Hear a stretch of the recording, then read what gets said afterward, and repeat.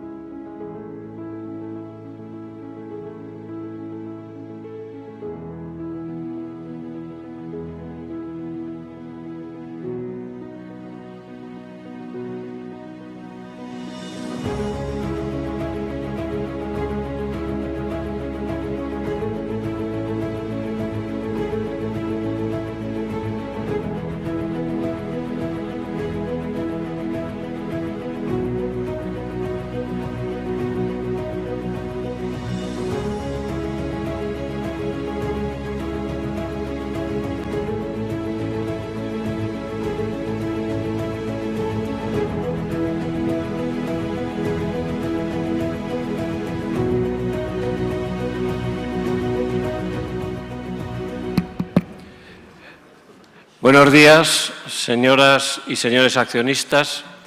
En nombre del Consejo de Administración que tengo el honor de presidir y en el mío propio, les agradezco su asistencia tanto a los que asisten físicamente en esta sala como a los que lo hacen por vía telemática y les doy la bienvenida a esta Junta General Ordinaria de Accionistas de Ordinary General Shareholders Meeting of Acerinox. Now, and in accordance with what's established in the regulation of the General Shareholders Meeting of Acerinox, first I'd like to verify that all the legal requirements are met to validate, consolidate this general shareholders meeting, and therefore I give the floor to the chairman of the president of the board of directors. Thank you, Mr. President. Good morning, ladies and gentlemen, dear shareholders. As manifested by the president of this GSM, first we need to verify that we meet all the legal and statutory requirements to validate consolidate this account. This is called upon on the second calling, second ordinary calling, in accordance with Article 15 of the company bylaws and in alignment with the general shareholders meeting, which is shared by the President of the Board of Managers, Mr. Rafael Miranda Robledo, with the help of the Secretary, who is addressing you now, Luis Jimeno Valledor, and also with the participation of the CEO, Mr. Bernardo Velázquez Herreros, and the following board members: Ms. Rosa María García Piñeiro, Mr. Francisco Javier García Sanz, who unfortunately needs to join online, but he's with us, Ms. Laura González Molero, Ms. Leticia Iglesias de Raiz, Mr. Tomás Evial Mergol, Mr. George Donald Johnston, Mr. Ignacio Martín San Vicente, Ms. Marta Martínez Alonso, Santos Martínez Conde Gutiérrez Barquín, and Mr. Carlos Ortega Arias Paz. All of them had attended this general shareholders meeting physically. And on the calling of this general shareholders meeting, that was agreed upon by the Board of Managers in the session held on the 9th of May 2022. And the announcement has been published on the 13th of May 2022 on the website of the CNMV and through a communication called Other Relevant Information in the Official Gazette of the Mercantile Registry number 91 and the Journal Expansión, Diario Expansión, and the webpage of this company. The agenda for this meeting has been included in the calling that you will know, and for the sake of time, we will consider read. The information relative to the current general shareholders meeting was made available to the shareholders at the company headquarters and until the website of the company in an uninterrupted fashion since the calling was announced in accordance with what's established in Article 518 of Corporate Law and Article 5th of the regulation of the GSM. The Board of Managers, in accordance with what's established in Article 203 of the Corporate Law and Article 10.3 of the regulation of the GSM, has agreed to call upon the Notary Public of the Notary School of Madrid, Ms. Ana López Moniz Gallegos, so that she can do the minutes of the GSM. She's present here in the room. Now we are going to give the floor to the President so he can share the provisional data on attendance to effectively validate the constitution of this GSM. Here in this GSM, we have physically and online 397 shareholders owning 17,971,696 shares. That equals 6.643 of the share capital. And represented at this board, we have 1,263 shareholders owning 131,898,000. That equal 48.53% of the share capital. In accordance with the previous, the represent share capital with the right to vote is 37,467,668 euros, represented by 149,830,622 shares. That equals 55.53% of the share capital. In accordance with what has been shared, the provisional quorum meets what's established in Article 13 of the corporate bylaws, Article 9 of the regulation of the board, and Articles 193 and 194 of the corporate law to validly constitute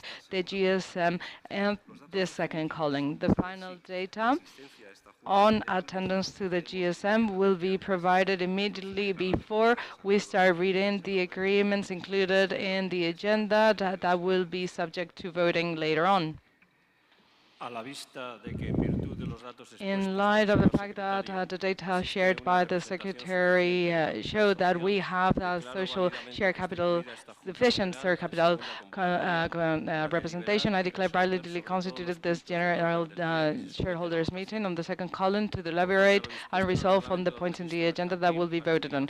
In accordance with what's established in the regulation of the Mercantile Registry, now the notary will ask the GSM whether there's any reservation or concerns about the number of shareholders attending and the share capital present here.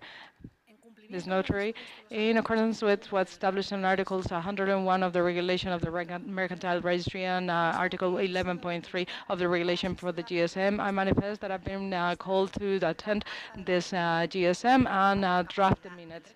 And I consider that I'm capable of doing this, and I have double-checked that this GSM meets the legal and bylaws requirements. I'd like to ask whether any shareholders would like to manifest any reservations or claims against any of the data shared on the number of shareholders meeting and the share capital represented. If any shareholders would like to share any reservations or claims against the constitution of this GSM, I'd like to ask them to make us aware of it here in the room or online so that they can share in writing their claim and include it therefore on the minutes.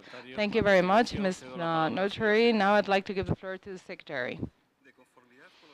In accordance with what's established on the regulation of the GSM of 306A, the shareholders or representatives that are attending online or wanted to participate or require information or further clarification on any of the points on the agenda, but the information accessible to the public that the company has given to the CNMV since the holding of the last GSM and about the audit report, or to formulate proposals in those cases that legally allow for it, they can do it from their connection through the link to attend this meeting online, which is available on the website, and until 11:45 today, which was 15 minutes ago. Therefore, if amongst the people present in the room there's any shareholders or representatives that wish to take the floor, they can address from this now on until we start with a Q&A to the right part of the auditorium where we have a lectern,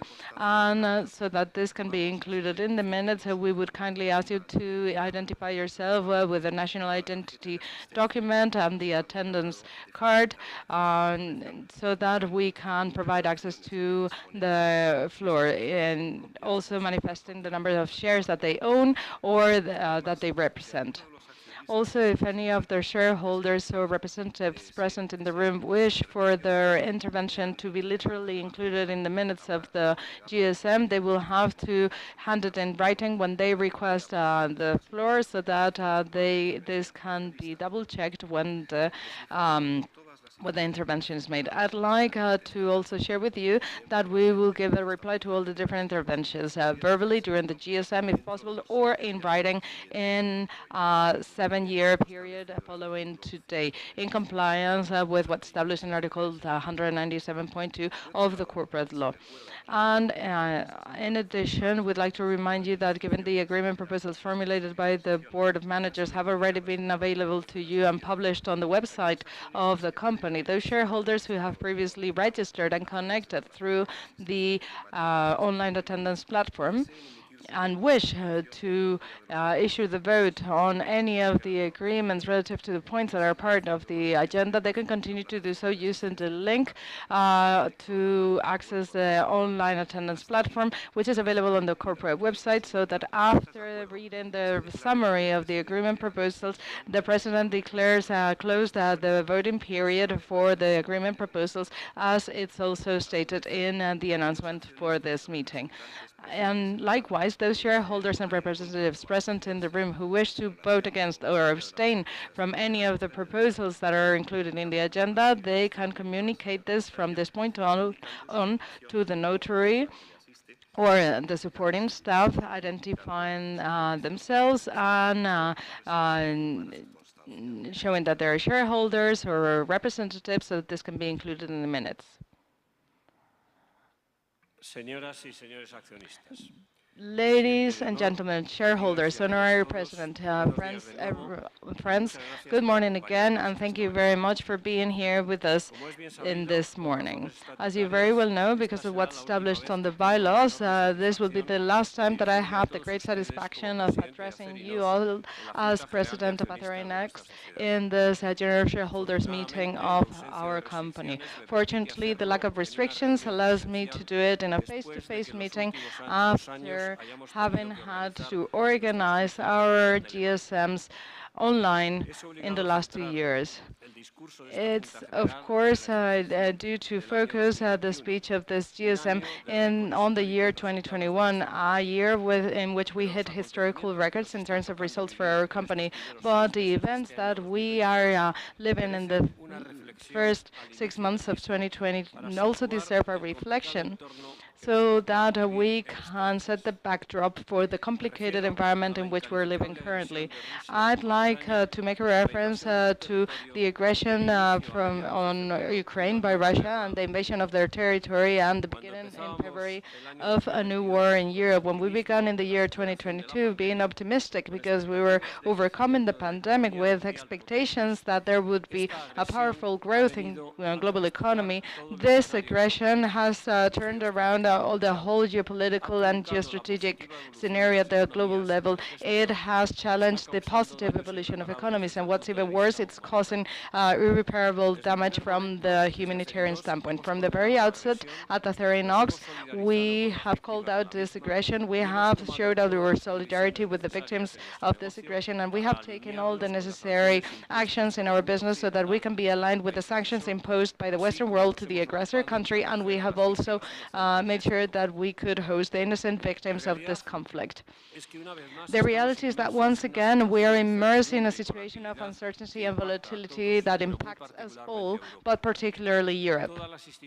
All the international institutions that have outlooks on the evolution of economies the world over are conveying an important deceleration of growth with a greater impact on our European continent and a bit less on the American economy, which is less affected by the effects of the war. If to this we add the stopping of the Chinese economy because of their COVID-0 policies and the measures taken by the central banks to eliminate the aid deployed in the last few years and the rise in inflation rates, we see that this creates a perfect storm and its consequences are very difficult to predict. This is a complex environment in which we have to work this year, 2022, when once again, as has happened in the past few years, we will have to know how to manage our uncertainty and face the challenges that this situation holds in store.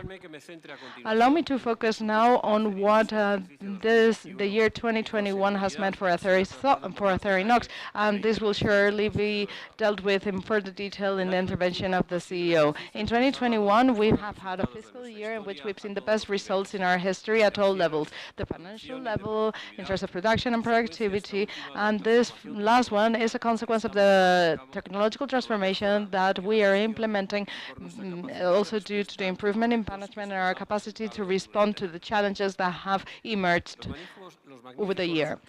The wonderful results that we are to present to you have been obtained in a very complicated environment, also affected still by COVID-19, the disruptions in the supply chain, the inflationist tensions which are a consequence of the very high energy and transportation prices, and the world logistic crisis.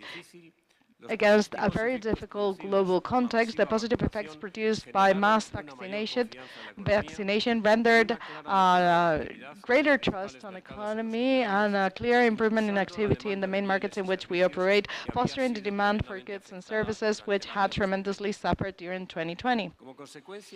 As a consequence of this new economic climate and the need of the world industry to reestablish very low stock levels throughout the supply chains, this gave rise to a very important boosting supply chain and in demand and inox steel consumption. In effect, the world economy has had a positive evolution on the main indicators with a growth of GDP of 6.1% from a drop of 3.1 in 2020. Also, the behavior has been very positive of the most important markets for Acerinox. In the United States, economy grew by 5.7% compared to the drop that we had in 3.4% of in 2020. Recovering the economic activity pre-pandemic during the year 2021, showing therefore the dynamics of this economy, which is key for us. And also the Eurozone registered growth in 2021 amounting to 5.3% compared to a 6.3 drop in 2020. Of course, there's been an unbalanced behavior comparing the different countries with regards to what we had in the pre-pandemic times. In Spain, the growth was 5.1% in 2021 compared to a drop of 10.8% in 2020. And this is negative since we were anticipating greater growth. And this reduction takes us to a situation in which we will not be going to pre-pandemic levels until 2023. South Africa is growing by 4.9% compared to the drop that we had in 2020 that amounted to 6.4%, and the Asian area that grew by 3.4% compared to the 3.4 drop in 2020. And Malaysia was greatly affected because of the closing on non-essential services during the summer. In this economic context, the inox steel sector had a very positive behavior in 2021, continuing on with the recovery that started in the second half of 2020.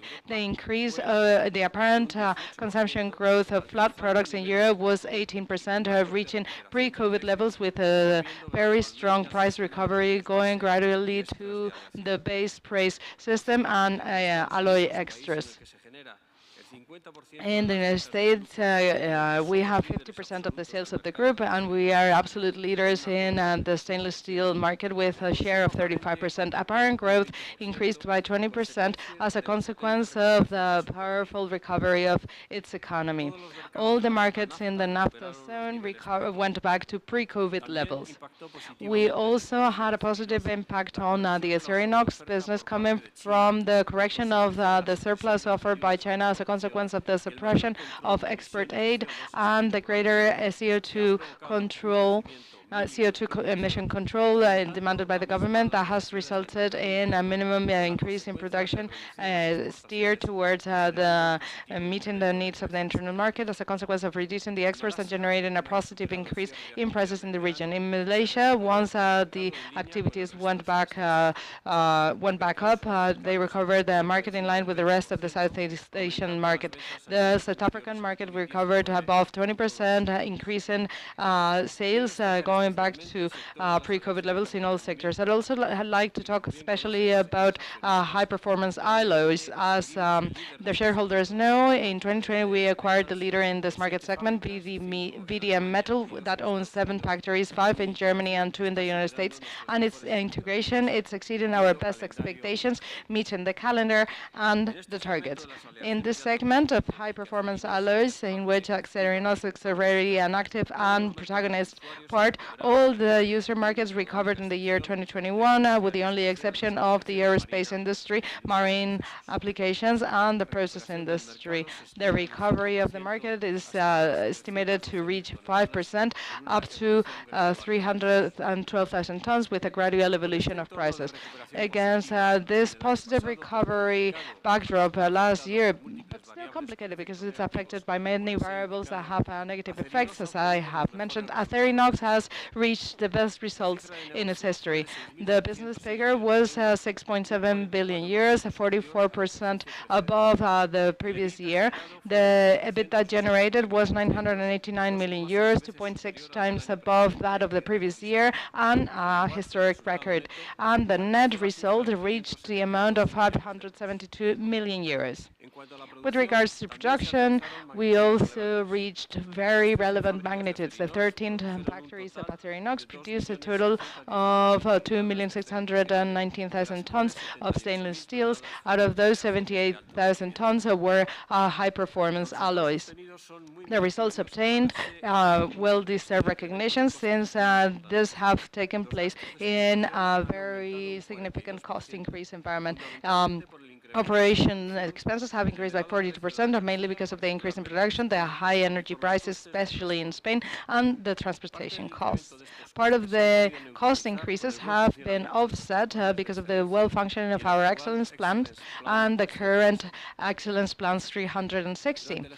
During the fiscal year that we're presenting to you today, we have continued to improve our financial magnitudes. The group obtained an operational cash flow of 388 million euros, dedicating 92 investments, allowing for a free cash flow generation of 297 million euros, which have been used to pay out a dividend in cash of 135 million, to restart the buyback program amounting to 9 million euros, and reducing the debt in 194 million euros to go up to 31st December in 578 million euros, with a debt-to-EBITDA ratio of 0.58 times.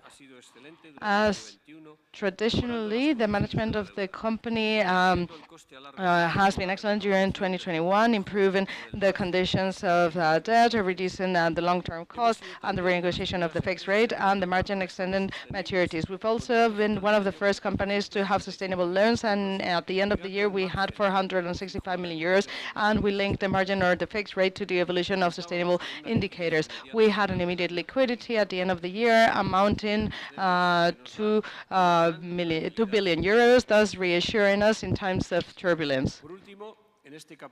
Finally, talking about the results, I'd like to highlight that all of our subsidiaries have had positive results.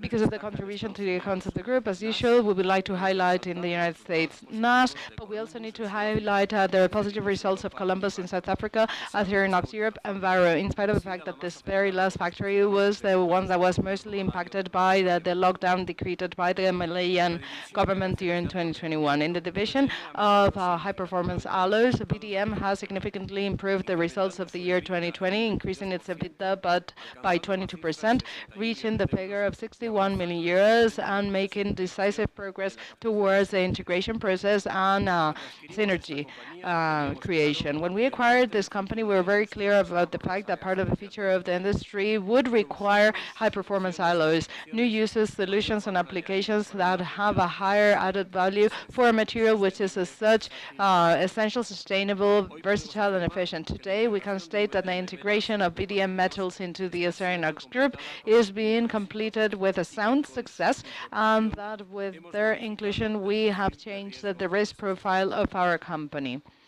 In conclusion, in 2021 has been for Acerinox a wonderful fiscal year, which has been supported on the one hand side for the good evolution of the market in terms of volumes of prices, and on the other hand, because of the excellent management performed by Acerinox in terms of cost control, margin improvement, and efficiency. Against this backdrop, being a global company that is present across the 5 continents is a competitive advantage which is essential that we know how to properly use. Now I'd like to talk about the shareholders and the evolution of shares. During this fiscal year, Nippon Steel Corporation in August 2020 had left the board of directors, and have declared that there's shares with the company as an asset available for selling. They proceeded to execute the selling of their shares in 2 tranches. The first one on the 17th of June 2021, when they sold 7.9% of the share capital of Acerinox through accelerated selling, and the second happened on the 1st of October when they sold the remaining 7.9%, completing their exit from the Acerinox capital, and therefore putting an end to a stake which was historical in our company since it was founded in 1970. The shares of Acerinox, in spite of the negative impact that the previously described sales had a positive behavior with an improvement of 26% compared to the 7.9% revaluation of IBEX 35, beating for the third year in a row the selective Spanish index. The evolution of the recommendations of analysts was positive over the year, going from 85% to 95% at year closing, with only 5% of analysts recommending hold and none of them recommending sell, and with target average price of 16 euros per share. During the fiscal year 2021, the company has continued to focus its efforts in progressing with its sustainability strategy, Acerinox Positive Impact 360 degrees, where we break down the objectives, metrics, and actions to meet the 2030 agenda of the United Nations Organization and the targets of the Paris Agreement. This strategy, Acerinox Positive Impact 360, has the following pillars: ethical, responsible, and transparent governance, respect to the environment, eco-efficiency, and fight against climate change, on our sustainable product and the paradigm of circular economy which we represent, the commitment towards our customers and vendors with a supply chain which is efficient, reliable, and secure, in our commitment towards innovation and the digital transformation of our industry, and our team which is committed towards our culture, diversity, and security. Ladies and gentlemen, dear shareholders, as you very well know, Acerinox has in its culture the broad concept of efficient sustainability, that is to say, economic sustainability, social and environmental ones, and has established specific targets that should be reached in the medium and long run. Please allow me to highlight along these lines some of the relevant data that we have in the integrated annual report 2021 of the group. Firstly, the ones referring to the environment. In 2021, specific CO2 emissions have been reduced by 10.22% compared to the ones issued in 2020, reaching that objective of having a 20% reduction by 2030. Water consumption has been reduced by 23.2% compared to 2015, getting closer to the objective for 2030. And the second objective has to do with the social sphere. One of the most important goals for the group has been that of reducing fatality or accidents at the workplace. Only in 2023, we have already reduced by 31% the leaves caused by work accidents, and we're especially proud of this, and I would like to highlight that this is the result of the personal determination of the management board and the implication, involvement, and awareness in each and every single one of our workers. Results like this invite us to, or encourage us to be more ambitious in our commitments towards sustainability. The corporate governance of our company has also been reinforced during this year through the functioning of the board and its commission and the dedication of its members. The last fiscal year also has stood out because of the great activity of our governance bodies, and their commissions and board have met at 43 sessions. Amongst other achievements, we would like to highlight the review of the regulation of the Board of Managers, the approval of 3 general governance policies, the creation of vinculated operations approval protocol, and the approval of the succession plans. And therefore, the governance bodies realized carried out their annual assessment, adjusting the matrix of competences of the board, and we set the representation of women at the board at 40%. I'd like to highlight the activity of the executive committee because of this dedication to the analysis of the future strategy for the company that has been materialized in a deep review of the strategic plan 2021-2025. Therefore, also the Sustainability Committee met 6 times doing follow-up on the compliance of our objectives with regards to ESG, and proposed to the board the approval of 8 sustainability policies that were approved by the board and were integrated in the general governance sustainability policy. Now I'd like to talk about the events that happened after the closing of the year. In the beginning of my presentation, I talked about the challenges that the world, our economies, and our industry, in particular, and Acerinox, also have had to face between January and March 2022. Now, I'd like to briefly summarize the behavior of the company over these 3 months. In spite of the fact that the context is complicated, this still confirms the trend of an excellent year. All this at a moment in which the review of our forecast for the global economy as a consequence of the war that began in February have materialized. The institutions that are more recognized lower the most optimistic forecast in the beginning of the year that foresaw there was going to be a strong growth in the European Union, but now we estimate that the growth of the GDP would be 2.6 in 2022 and 1.6 in 2023, compared to the previous estimates amounting to 4% and 2.7% respectively, with a significant increase in inflation forecasts. Short and mid-term, there is no doubt that the world, especially Europe, will have to face relevant aspects for its future. Our energy model, our environmental sustainability model, that would allow the balance between the competitiveness of our economies and the decarbonization goals, our defense model, and many other areas that have been questioned due to the breakup of the status quo that we had until now. Nevertheless, all these circumstances are very complex, but Acerinox has obtained its best quarterly result of its history, with an EBITDA of 422 million euros, 2.6 times higher than the first quarter of 2021, and an EBITDA margin of 18%, with a profit after tax and minorities of 266 million euros, 3.4 times higher than the first quarter of the previous year. We need to highlight that in this quarter we have concluded the share buyback program that started in December of 4%, and we have devoted to this program a total of 125 million euros, 115 million in the quarter, and so the net financial debt is now 628 million euros. Therefore, we have had a great quarter supported by the strength of demand and the great management deployed by the company that is able to anticipate a better second quarter according to our outlook. I would now like to talk to an event that took place recently and that had important media relevance. Those were preliminary conversations that we have had with Aperam at the highest level in order to look into the possibility of combining our businesses to create a European company that is much stronger, that can face the difficult challenges of the present and the future, but above all, to the important Asian competition. The first thing that I would like to say is that this type of analysis is normal and are part of our duty to constantly look for actions that could generate value for our shareholders, and that we would only move forward if the value was to be guaranteed. In this case, there have been conversations, I have said, very preliminary conversations, and we're always using public information from both companies. I can assert that those searches for information have been done in good faith by both parties, and that we look at the complementarity and industrial logic of combining both companies. We're looking at the structure of the operation, and we've looked at merger, potential creation of an ad hoc vehicle, or the acquisition of one by the other.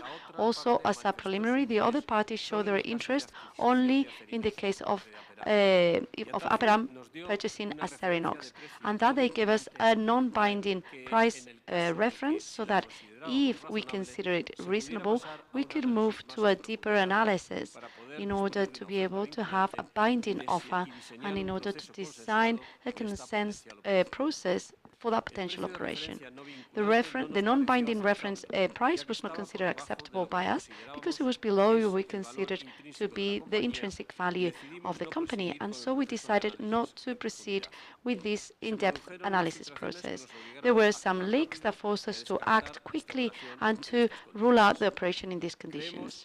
We believe that it is our duty to find alternatives for value generation for our shareholders in this way or others, as in the case of the acquisition of VDM. And I'm sure that you will be happy for us to continue looking for those opportunities with the interest of our shareholders.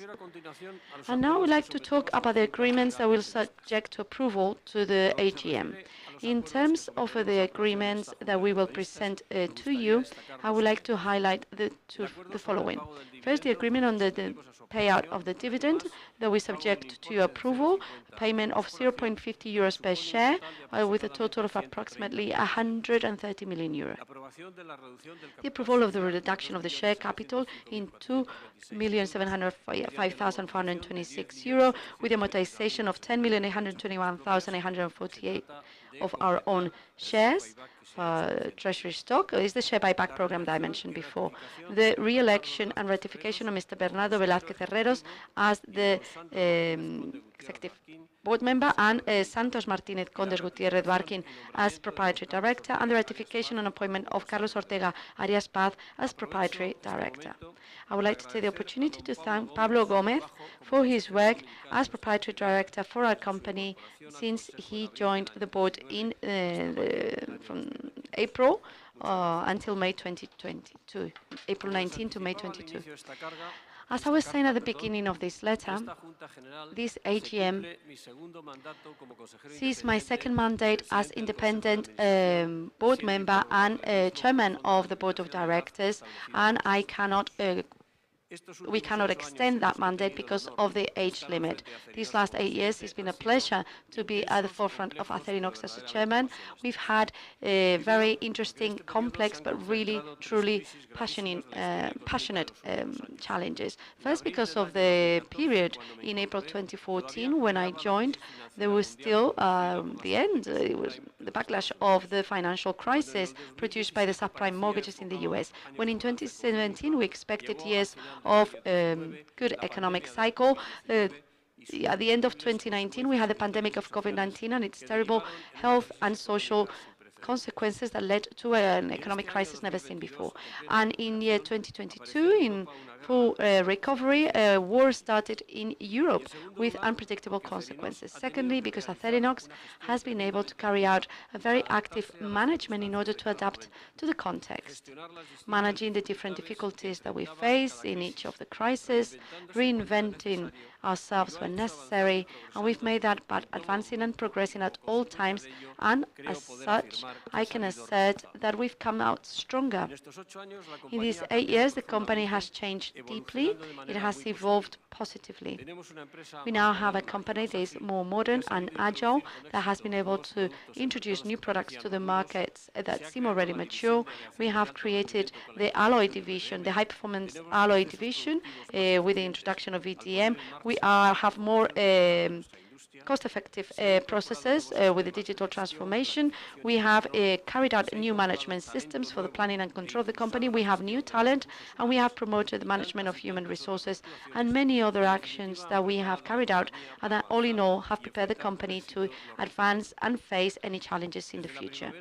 Since the spring of 2014, when I took on the chairmanship, we have seen a change on the social and economic paradigm. The globalization that started 5 decades ago is not perfect, and it needs to be combined with regionalization and the local community. This phenomenon has been even more clear with the pandemic of COVID-19 that has become a real test for us and has shown the vulnerability and risks of large supply chains, something that has been aggravated by the war in the Ukraine.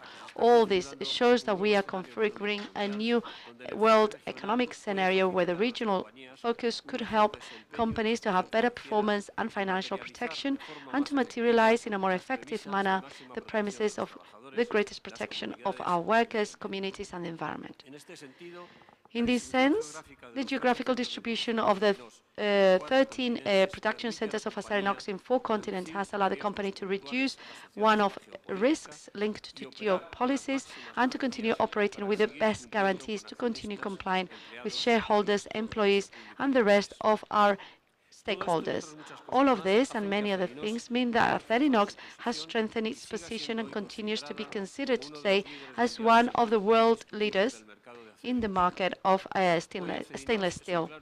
Today, Acerinox is a clear example of a Spanish bullish industry that is ahead of things, that has developed its international position, that is envied by others, and that has been able to promote an innovative profile, keeping its assets of reliability and commitment that the company has had from the beginning. All in all, I really believe that I can say that our company today is a company that's perfectly prepared for the future. Dear shareholders, at this time, when I have to say goodbye, I would like to thank you for showing your trust in the company and myself. You can rest assured that I've always worked to make sure that Acerinox was a reference benchmark for the society and that could add a value for you and for all the stakeholders of our company. I've always believed that the most important asset of companies is people. It's human capital, and that's the case for Acerinox. The over 8,200 people that are part of the group with their excellent management team in front of them are the best guarantee of the future for our company. In my 50 years of professional career, I have had the privilege of being part of incredible business projects that have helped to change the economic and productive direction in Latin America, but also in Europe and mainly in Spain. Acerinox project has met the bar and is one of the best that I have led. The management team of the company, the real backbone of the company, is at the forefront of many of the management teams I've had to work with because of their spirit, because of the involvement with the company, because of their capability to act, and because of their ambition. I have been able to work with them, sharing experiences and making decisions, and I am satisfied of having learned from all of them. I hope that I also met the bar and I also gave some teachings. As it has been made public, the Appointments and Remuneration Committee and Corporate Governance Committee will propose to the Board of Directors the appointment as my successor in the chairmanship to the Proprietary Director, Mr. Carlos Ortega Arias Paz.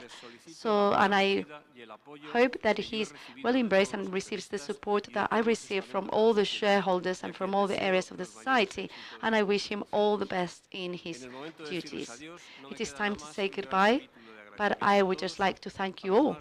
I would like to thank the over 8,200 employees and their families that build the daily activities of Acerinox all over the world, the management team led by our CEO, the board of directors, and all the board members that have been participating in our board of directors over the last 8 years and with which I have worked hand in hand for the social interest of our company and of all its shareholders. But above all, I would like to thank you, shareholders, for your trust and constant support. All together, we have managed to contribute to make Acerinox a place for the future. Thank you very much.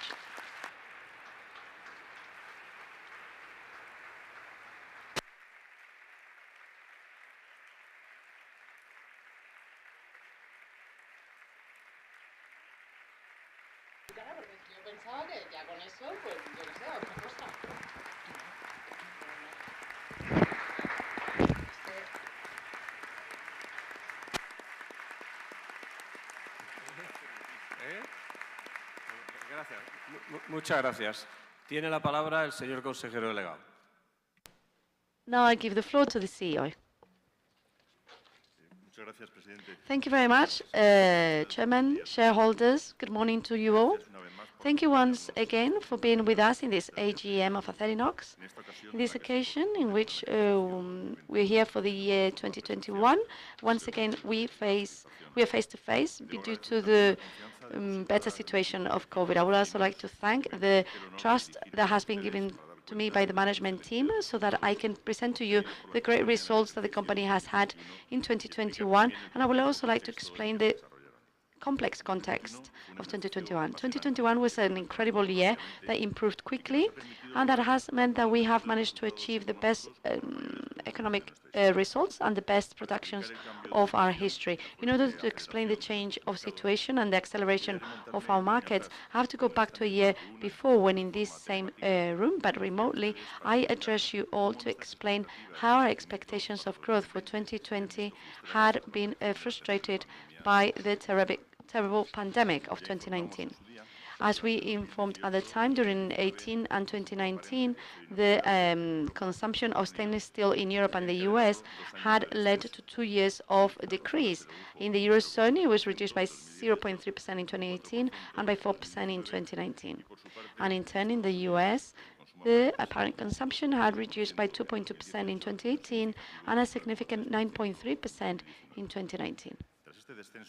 After this long reduction, mainly due to a lack of stock because of the weakness of the markets where we carry out most of our sales, we were, however, optimistic. We thought that we were able to face a new bullish cycle promoted by greater consumption, but also by better stock position. But that's far from reality. What we saw in 2020 was how all the activities were turned off, even though it didn't happen simultaneously. It went from east to west, from China to the west, as the virus propagated. The consequence of this industry is that it's difficult to describe. All the stainless steel consumers, but also the consumers of many oil materials, reduced their purchases in order to make sure that they manage their stock in line with the crisis and the uncertainty of the situation. The apparent consumptions in Europe and the US, therefore, went down again for third consecutive year, increasingly more, 13.4% in the Europe and 10.8% in the US. In summary, the stocks of stainless steel were at minimum levels, as well as the equipment and consumption goods that our materials are part of, such as white appliances, cars, kitchen appliances, etc. After months of uncertainty and darkness, of closing and opening of factories because we wanted to protect our people, and also because of legal registrations, the process of reactivation of all the economies came to an end in November 2020, when the good news on the effectiveness and availability of vaccines led to a bit of euphoria in all the countries simultaneously. There was this misadjustment between the opening and closing of essential companies and non-essential companies, this decoupling that led to the final situation, and that could show or be a reason for the problems on the global supply chain in 2021. After 3 years of apparent consumption decrease, we ended 2020 with minimum levels of stock in all the markets and throughout the whole supply chain, at a time when the euphoria led to hope, thanks to the vaccination, and there was a greater demand of materials to supply normal consumption, also the excess caused by the savings of many companies and households, and also to replenish the stock needed for the new expectations of consumption. So basically, the market stocks were insufficient at the time in order to be able to respond to the huge demand that was generated. The result is, by all of you known, a feeling of lack of stock and urgency to bring forward the purchases that led to price increases right from the beginning of the supply chain, right from the beginning of the raw materials, and also stainless steel, even though later it came to all the sectors of the economy and it led to a huge increase of inflation. The change of the cycle was very clear, with a clear increase on consumption of stainless steel in 2021 by 17% in Europe and 20.8% in the US, and that led kind of recovering everything that we had managed to lose in the previous 3 years. The pandemic has been a turning point and has accelerated the economic model that we had before, and also it has shown the weakness of the supply chains and the need to diversify the supply chains. We can all see how that has led to the lack of stock in the materials for automobiles or white appliances, but also other things that have led to global, such as the lack of containers, or the problem, for instance, in the Suez Channel due to the tanker, the Taiwanese Ever Given tanker that got stuck on the channel. And all that has led to a greater sensitivity of the companies, and is leading to a diversification of the origins of supplies. I don't think this is the end of globalization, but we are seeing the need to regionalize. It is a very interesting process, and we give them the greatest attention. In Acerinox, we have had for 52 years, we've been operating international markets as exporters first, then as global operators in factories, with factories in 4 continents. But during the last decade, we have suffered the effects of the tsunami that's been caused by the proliferation of new factories in China and Indonesia, that have meant that our results due to the excess of capacity, of production capacity, and the monopolization, and that has led to the dumping and the social and environmental dumping. And that's why the associations of the sector have asked for restrictive measures that have been caused by unfair trade and that have meant that the purchases of manufacturers have had to continue sustainability. These measures are obtaining responses by the administrations of several countries that consider steel to be a strategic material. If to the disruptions that we have, the global supply chains disruptions, add all these measures, we can guarantee that this new decade that we're starting in a such difficult manner, it will allow us to give value to all the advances that we are carrying out and that will promote the results of Acerinox. We have a global company. We serve the regional markets from our factories in Spain, Germany, the US, South Africa, and Malaysia. And that's why the new situation is going to foster this activity. Not only do we hope to have a better element of local purchase in our main markets, but we want the closing of the supplies to be closer to us so that can promote the development of industry in the countries where we operate. And that will promote even more the consumption of stainless steel.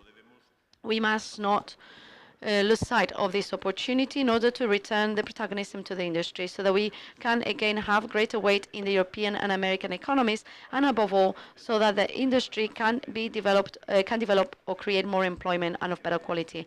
And that's why I think it's necessary to do a call into society so that we can make a sustainable consumption and responsible consumption that defends our values, and for the authorities so that they take the necessary measures so that we can create competitive environment to foster industrial activity. I would like to talk about the work in terms of ESG.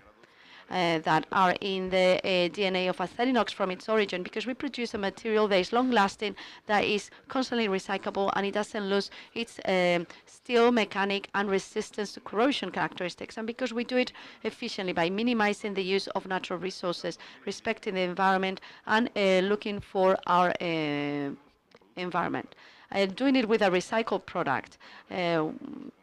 And we are one of the companies that recycles the most in the companies. In the year in which we have given the best economic results of our history, as I will explain subsequently, we have also increased our investments to meet the commitments taken on by the company with the Agenda 2030. These commitments have been acknowledged by different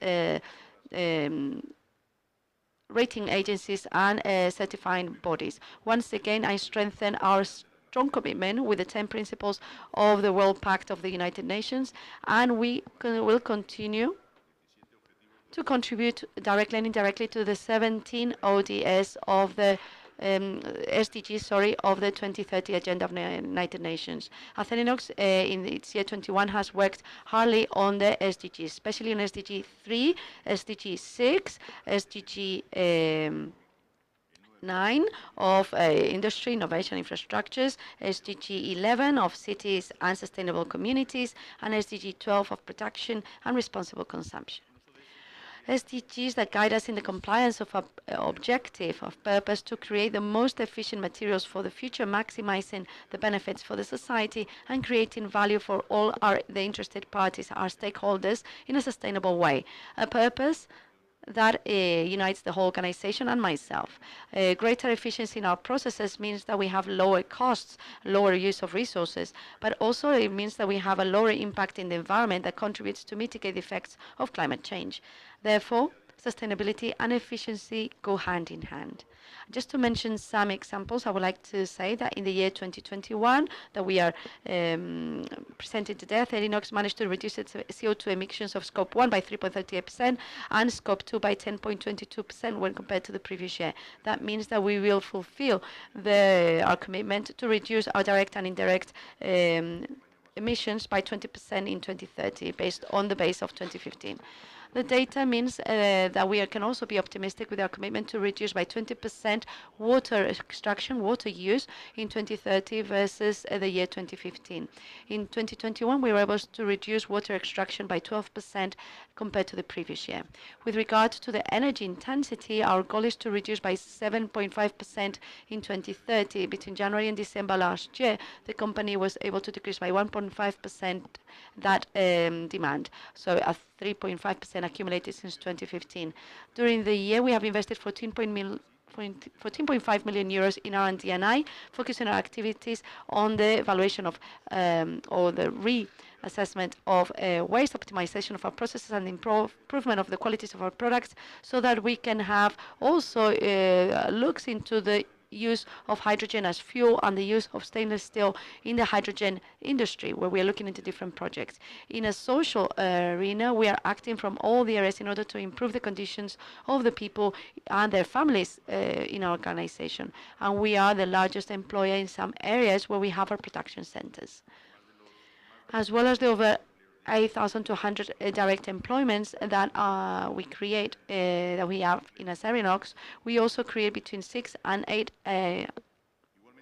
indirect employments in our industries. We are also very active in the training of our staff and in the training of young professionals and university students, so that they can believe that Acerinox is a benchmark employee and the use of our materials for the future. Throughout the year 21-22, through Acerinox, the Association for the Development of Stainless Steel in Spain, we have carried out 37 free courses in 27 Spanish universities, with the attendance of 1,375 students and 98 teachers, overcoming by 21% the attendance that we had the previous year.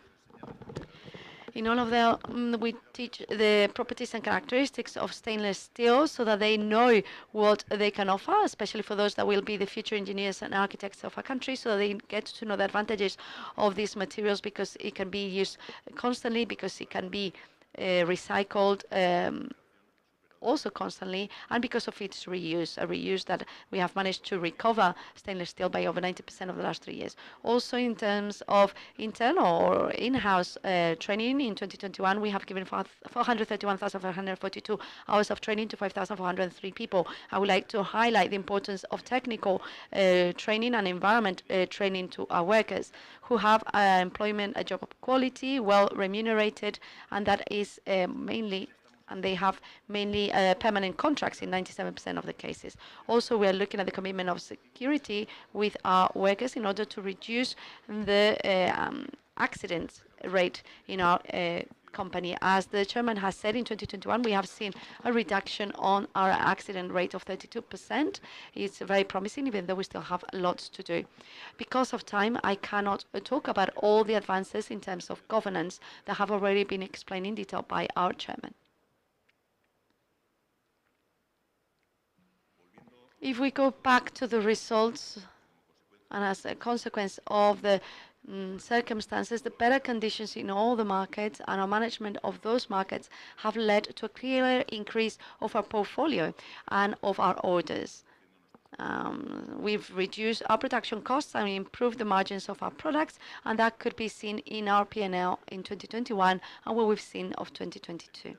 EBITDA in 2021 grew gradually from 161 million euro in the first quarter to 217 million in the second, 293 million in the third, and 318 million euro in the fourth quarter, nearly doubling the results of the first quarter. The accumulated EBITDA for the year was 989 million euros, the highest ever reached by Acerinox in our 52 years of history. In turn, the sales carried out in 83 countries of the 5 continents reached 6.7 billion euros, and that was the second highest figure of the history of our company, and the first could be seen in 2006. In that year, the turnover could be was raised due to the high prices of raw materials, especially nickel, and it was 26% higher than 2021.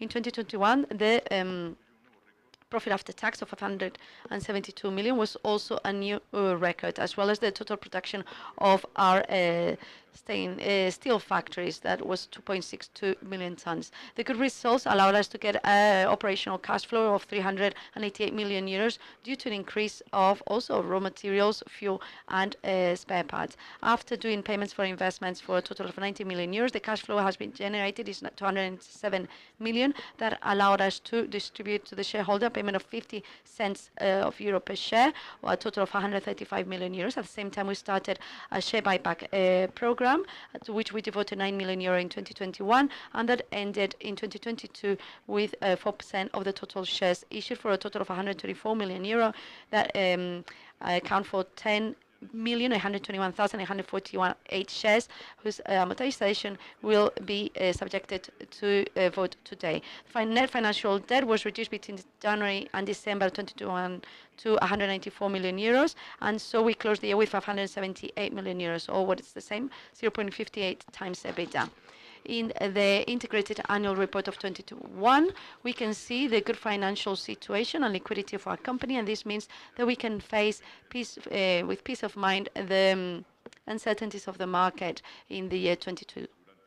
During 21, all the units of the group behaved satisfactorily and contributed to these good results.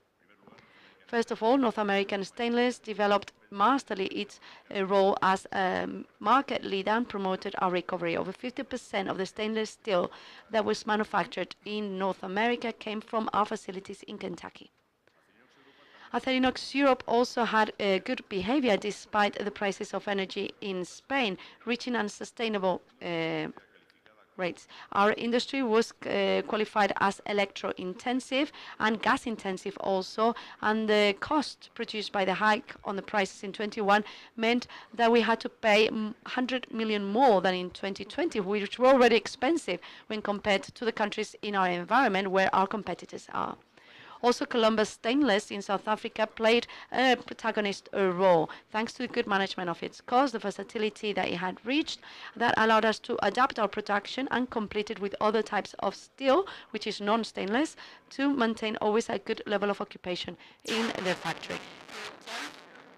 Business innovation, stainless continued with its development strategy in markets of high added value and to obtain potential positive results in a very competitive environment affected by the overcapacity of stock automation and a great added merit.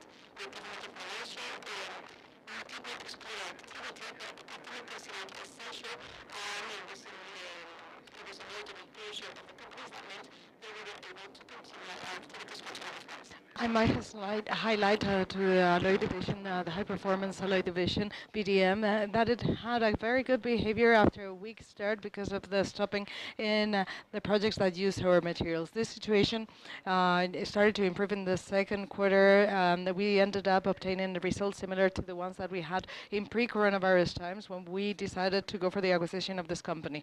Being a cyclical business, its cycle doesn't match that of stainless steel, which provides greater stability for our results. It's also worth mentioning that we've made progress in the integration process for our high performance division. This is exceeding by far the initial plan in spite of the difficulties that come with traveling and having face-to-face meetings. But we've quantified the synergies obtained during the year, amounting to 12 million euros, 51% above our forecast, to a great extent because of the complementarity in products and commercial networks or sales networks, which allows us to be optimistic towards our future. And in 2021, we've had historical results. But not because of that, we must come to think that this has been an easy sailing and easy to manage because we, on a daily basis, we face significant challenges. Firstly, because of the pandemic, because of the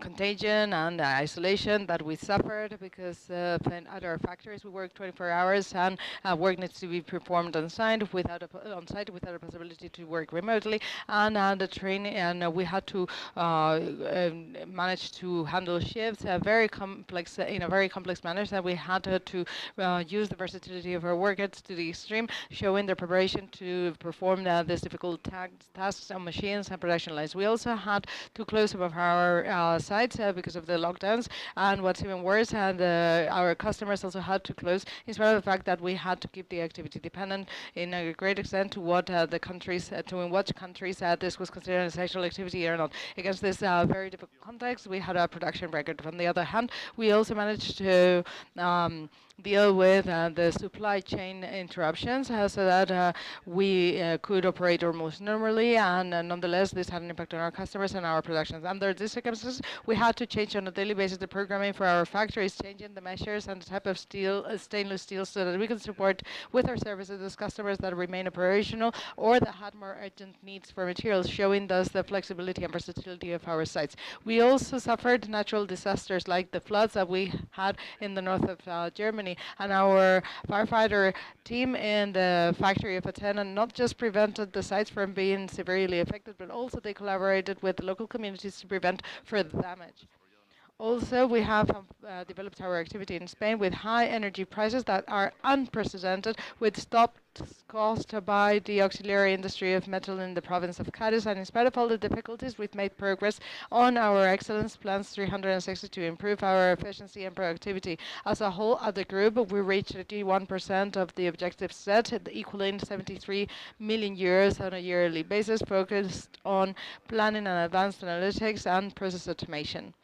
Finally, and even though this is not really part of the year 2021, I cannot finish without mentioning the serious conflict that we are experiencing after the serious invasion of Ukraine by Russia. I'd like to call out and reject and condemn this act of violence and aggression, which is causing so much damage and so much leaving so many victims, unjustified victims behind. We cannot we cannot do anything but to wish that the situation will come to an end soon.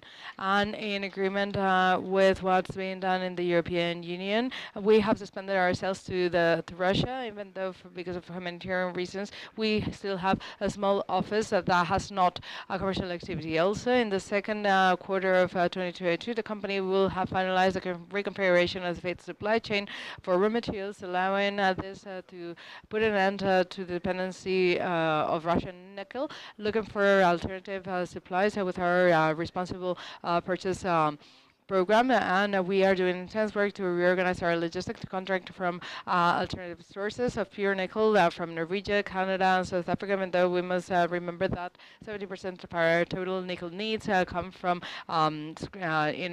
stainless steel scrap. And we must bear in mind that more than 8,200 people have even made greater efforts to overcome all the different challenges. And this year, more than ever, I must express my admiration and my gratitude because of their capacity to be devoted and dedicated in such complex circumstances that allowed us to have exceptional results. Having a human capital like this one, our future can only be better. One more year, I can quite honestly say that I feel privileged to continue to work in this great company that exceeds expectations year after year, thanks to the doing and implication and involvement of all the people who make it up and who work in a passionate and devoted manner every day. I'd like to especially thank the management and my close collaborators for the support that they have given me and continue to give me to overcome all these challenges. The results in 2021 and also the results published for the first Q and the forecast for the second Q of 2022 are the consequence of our great responsibility and constant work to face the different challenges and reward by far all the efforts made. Before I finish, I'd like to mention our President Rafael Miranda, who has supported us over 18 intense years in which we have undertaken a deep transformation of our company, adapting its structure and reinforcing it so that we can respond to new situations, improving governance and focusing our work on satisfying all the different stakeholders. We'll always be thankful to Rafael for the example that he set with his dedication, his professionalism, his teachings and his closeness, values which are so valuable, even more valuable coming from a person who has such a great experience like he has. Dear Rafael, it's been an honor to work with you as it is to have your friendship. As you know, the board of directors that will take place after this GSM proceeds to approve Mr.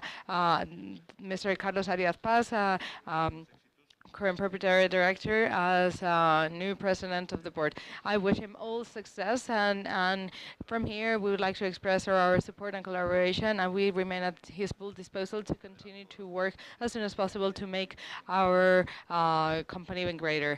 I'd like to be one step ahead and welcome you, Mr. President. I'd like to conclude my message by reiterating my gratitude to all the shareholders for their support and trust that motivates us and to be better. We don't know what the future holds, but we know that that in spite of the challenges that will surely happen, our shareholders, clients, suppliers, employees, and the society in general will find another inox and ally responsible in which they can find support. The company is prepared and has the capacity to make progress in the same spirit and ambition that have always been characterizing it. Thank you very much.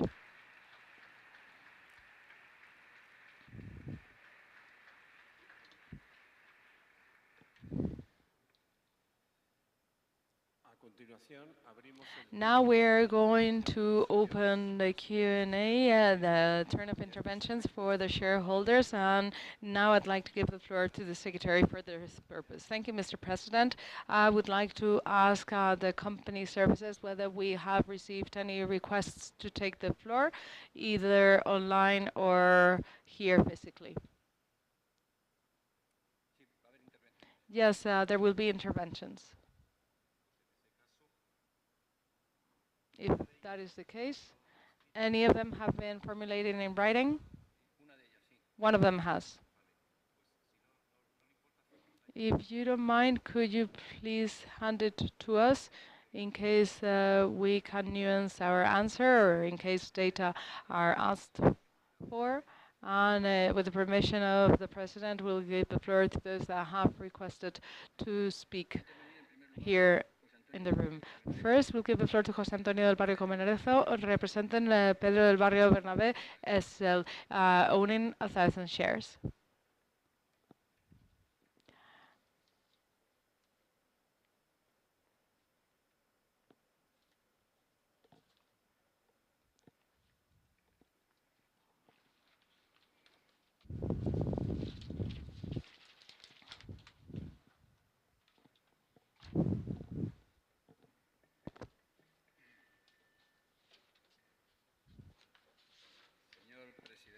Mr. President, board members, managers, and staff of Acerinox SA. As a shareholder, I am very proud to say this, and I have the consensus of several minority shareholders. I am very proud to convey our congratulations to you for the good work and the performance obtained in this year 2021. There's been an increase in prices in the market, and this has resulted in 572 million euros in the market, which is 11 times more than in 2020. But even though this is especially the highest revenue obtained by Acerinox since foundation. We encourage you to continue working along the same lines in coming years, and I'd like to request all the attendants to give a round of applause to all the members of Acerinox.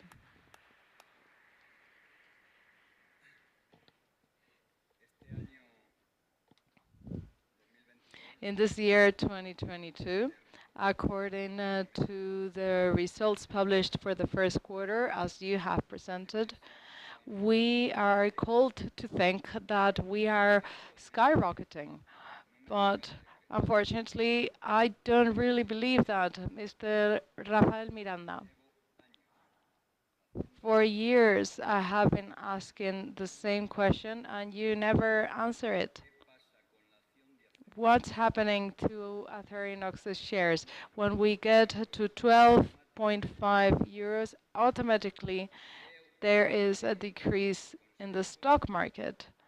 I think that you and the board know the answer, and I'd like to ask you one last time before you leave this company. It would be nice if you could answer, because the company is not generating value for shareholders, at least since 2015, which is when I bought 1,000 shares at 15 years.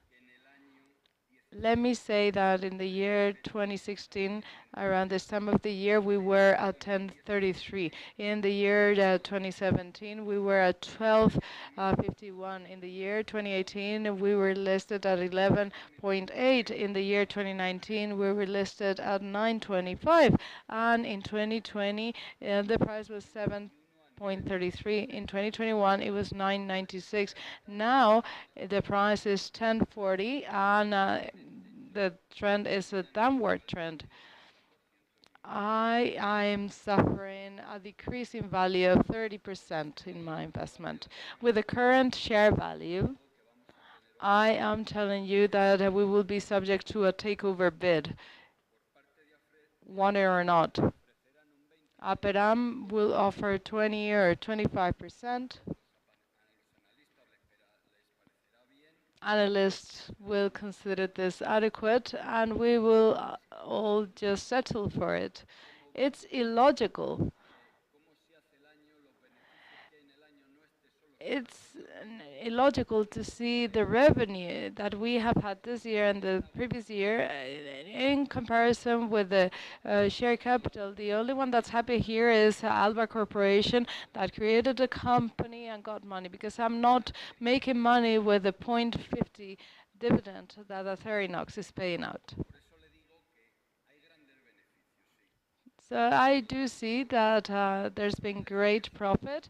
So it's time to increase the salaries of all the members of Acerinox, including also shareholders. For this reason, minority shareholders request from the Board of Managers to study for 2022 an increase in dividend payout reaching 0.75%, 0.75 euros per share, so that we can offset the loss in value of our investment. With the pandemic of COVID-19, you've protected all the members of Acerinox, as should be done, and I request Acerinox that in this year, 2022, they protect shareholders and truly create value for our stock market investments, because all in all, at the end of the day, shareholders are a very important pillar to keep the company strong.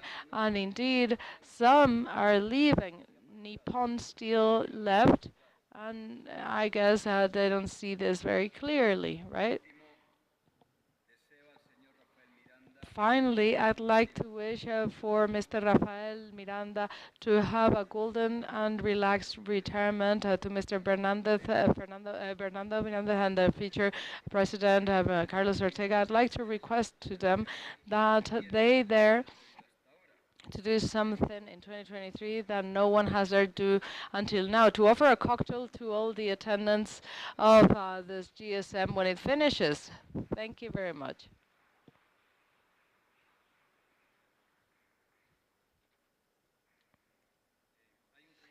There is a second shareholder that wants to take the floor, Valentín Eduardo de Torres Polanot del Pino. He owns 100,000 shares.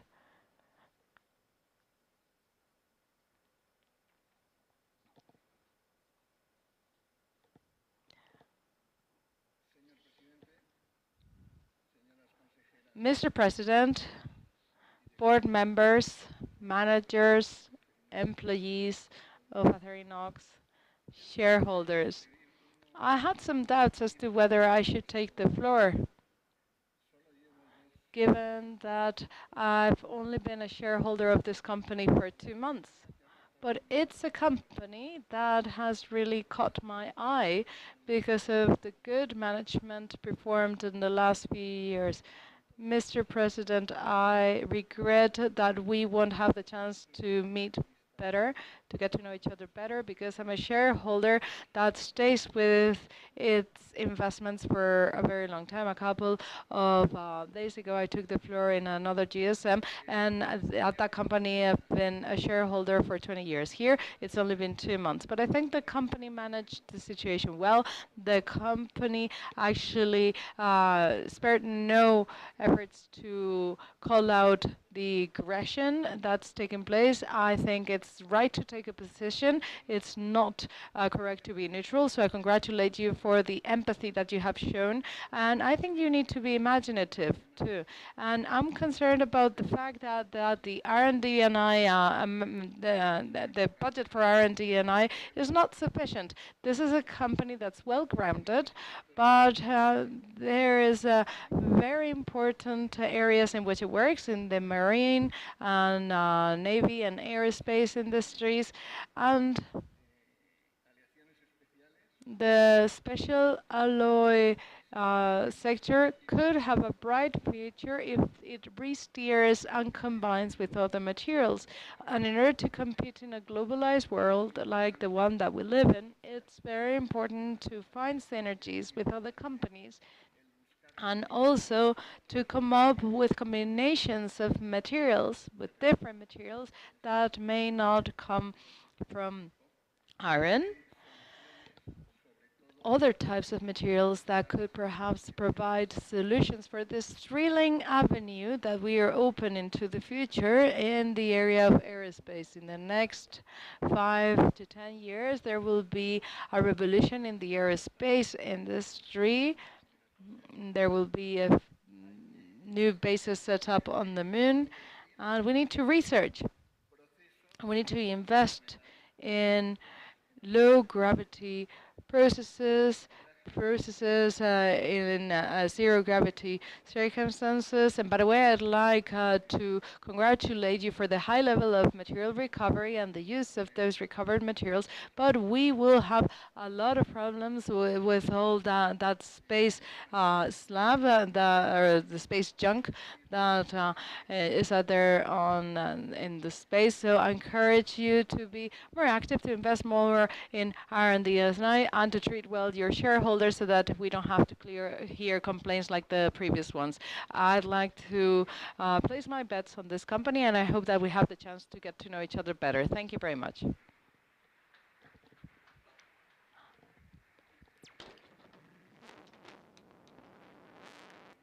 There's a third shareholder who also would like to intervene. Jesus Neila Fernandez. He has 1,028 shares.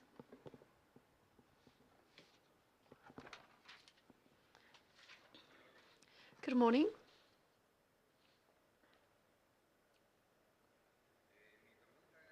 My question is the following. In item 10, you talk about granting the access for the acquisition of own treasury stock for a specific period of years. And then you talk about the reduction of share capital by the reamortization of shares. So within the authorization of the AGM for the buying of shares, as well as giving some shares to a specific person to continue the capital reduction for the next few years, the reduction of share capital, because this is an indirect incentive to the shareholders, because there's less shares when remunerating shareholders, so when doing the payout. So in the future, apart from the payout per share to specific staff, are there some of these shares that you think you will buy back? Will they be used for amortization so that they can remunerate the shareholder straight away, not next year, but in subsequent years, obviously?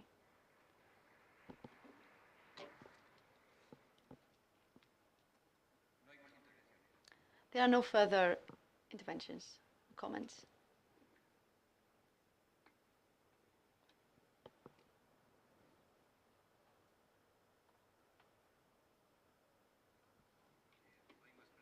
There are no further questions, not even remotely, right? No? Okay. So if that's okay, and while we prepare the answers, and also whilst we get the final data on the quorum, I would like to invite you to watch a very interesting corporate video that we hope you like. We have a mission, we have a vision, we have values.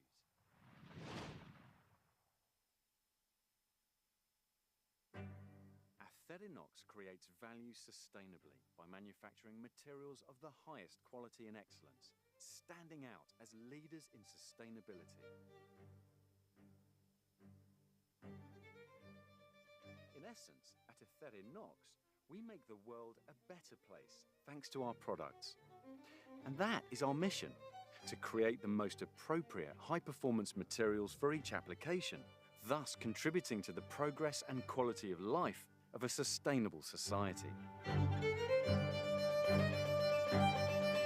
Now we have a challenge ahead of us, our vision to become a global supplier that responds to present and future needs with the widest choice of materials, solutions and services, while placing the customer at the center of our business.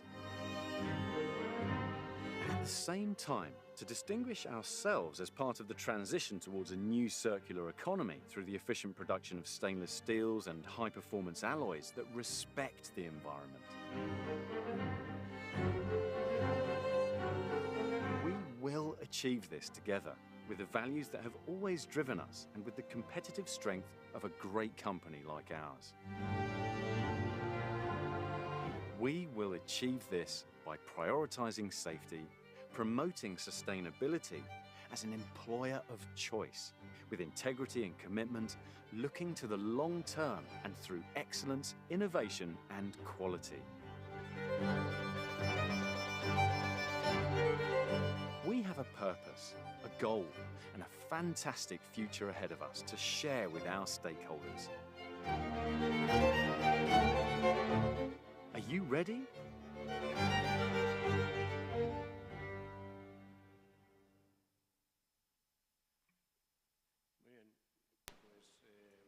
Okay, well, thank you very much to all the shareholders that wanted to participate. First of all, because of the concerns that people have when addressing an AGM. To Mr. Colmenarejo, I would like to thank him for his congratulations. I would like to thank him for wishing me a good retirement. I hope I'll continue working though, as I should. And in terms of share price, it is true that not just our share, but in general, the stock indexes across the globe have been heavily affected by all the events that we've had to face and that the CEO and myself have mentioned. There's always a comparison regarding how our shares evolve versus the stock indexes. We are listed in the Madrid Stock Exchange, in the Spanish Stock Exchange, and so normally we give you the performance of the stock index in Spain. And well, obviously you compare, and maybe you're not happy with the volatility that you mentioned and that you had in writing in your question. But the truth is that maybe we'll have to see how this fares versus other alternative investments that you could have made. Obviously, as much as we can, we try to take all the necessary measures so that our company's performance can also be reflected on the stock performance. But that's something that doesn't always happen for many circumstances, and we all know what those circumstances are. However, there are two variables that we always need to compare. First, what's happened versus the selective Spanish stock index, the IBEX 35. I think for 3 financial years now, we've beaten the Spanish IBEX 35 value, and then also looking at the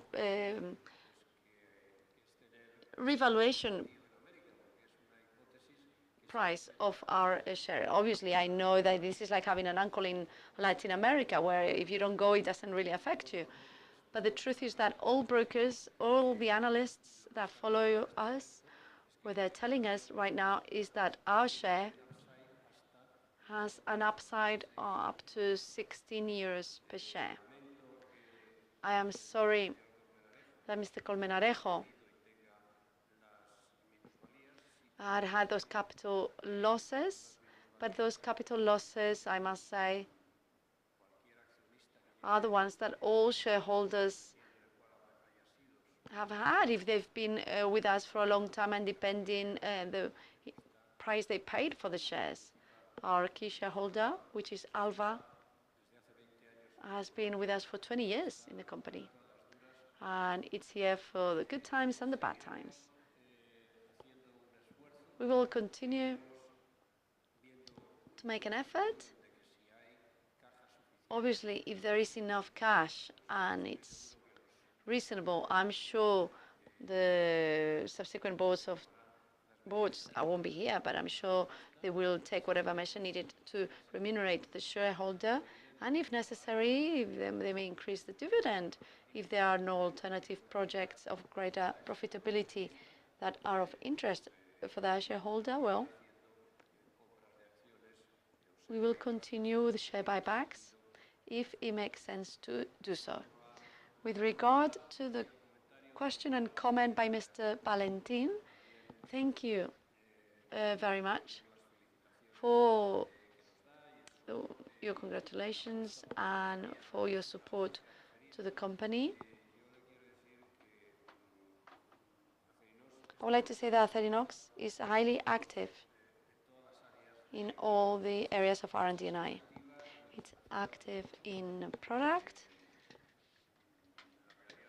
The truth is that we are constantly improving our product, adapting our product to the real needs of our customers. Also, the inclusion of VMD has given us a boost in this sense. VMD is a company that mainly has an R&D and I potential that is very important. It has lots of patents. It works in very serious projects and also in our own product. The CEO was telling me now that there is a shuttle, because you mentioned the airspace rush. Well, there's a shuttle in the US, a space shuttle. The tanks are made of stainless steel. And we are also participating in a hydrogen project, which is another energy alternative that, as you know, is key for energy transition. Acerinox will be necessary because of the use of the stainless steel for those projects, but also because Acerinox may use hydrogen itself, and there are no hydrogen projects. I mean, there are many projects in this country, and all of them should consider the industry, the steel industry. So I think that we are developing in an interesting way, supporting R&D and I like any other, or even better than our peers and our competitors. And finally, Mr. Jesus, you spoke about plans to give shares to the shareholders. You know that there is some money devoted to the variable remuneration of managers. We have done 2 share buybacks, and when we amortize them, well, we're kind of giving greater returns to our shareholders. You remember that on the scrip dividend, we had a few years of scrip dividend that we issued about an additional 10% of shares. Today we have reduced that 10%, and I'm sure that the board, if they consider this appropriate, and if they find that this is a valuable alternative for the shareholders, I'm sure they'll take it into consideration in the future. Thank you very much. And I'm not sure if we'll continue hosting cocktails, Mr. Comenarejo, but I think those have come to an end for AGMs. Thank you very much. Okay. Now,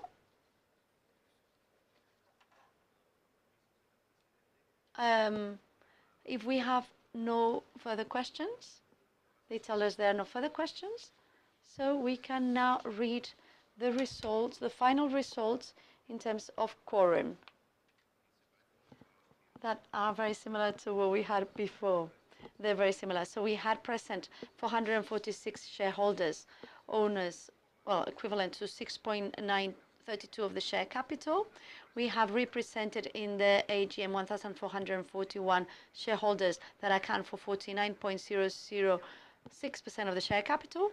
And so, in agreement with what was before, the share capital present or represented and with right to vote is equal to 55.93% of the share capital.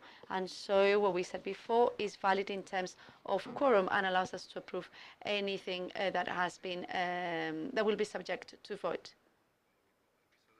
And so we move on now to the agreement proposals.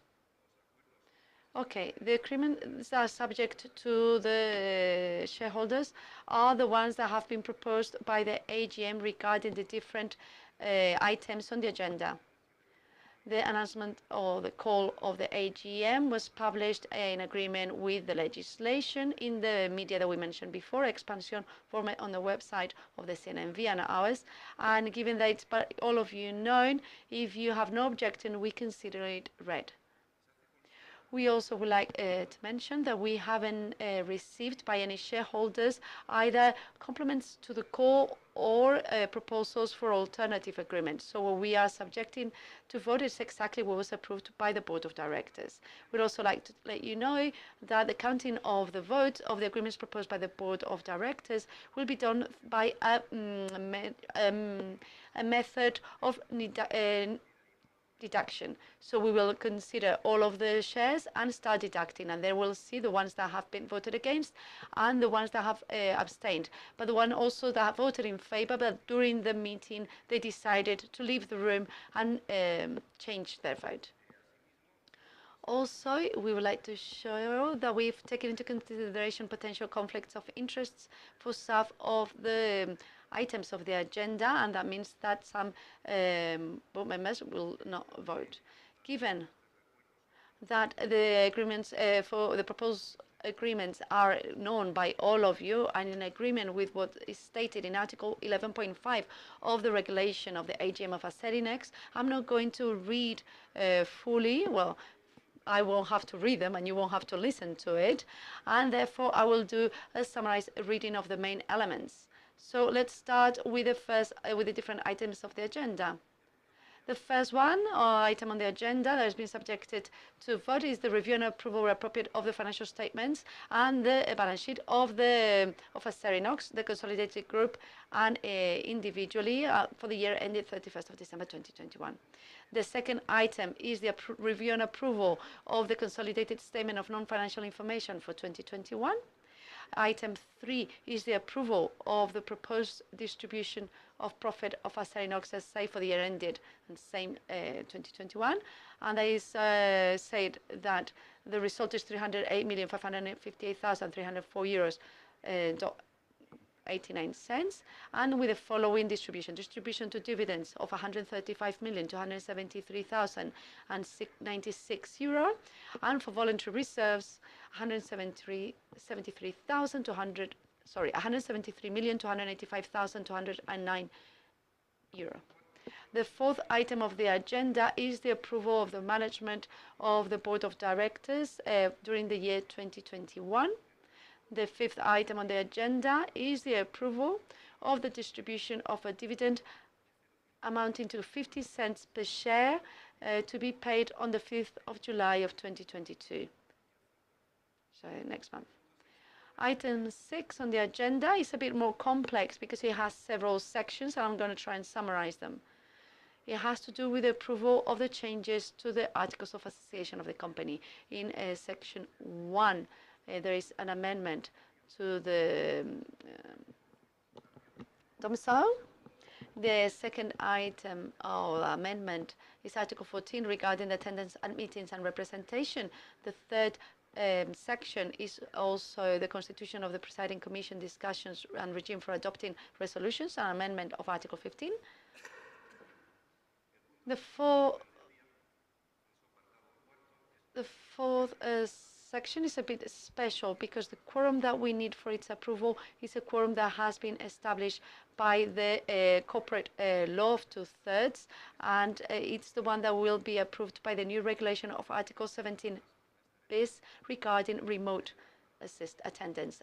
Section 5 of this item is amendment of Article 21, which is the notice and quorum of board meetings and adoption of resolutions. Agreement 6, or the Amendment 6, is the amendment of Article 23, Board Committee. Section 7 is the amendment of Article 24, Positions on the Board. Section 8 is the amendment of Article 25, Remuneration of Directors. Section 9 is the amendment of Article 27, Accounting Documents. Section 10 is Article 28, the Distribution of Profits. And the last section is the 11th section, which is the amendment of Article 30, which is form of liquidation. And now we will go to the next item, which is the 7th item of the agenda. It's got sections, but only 3.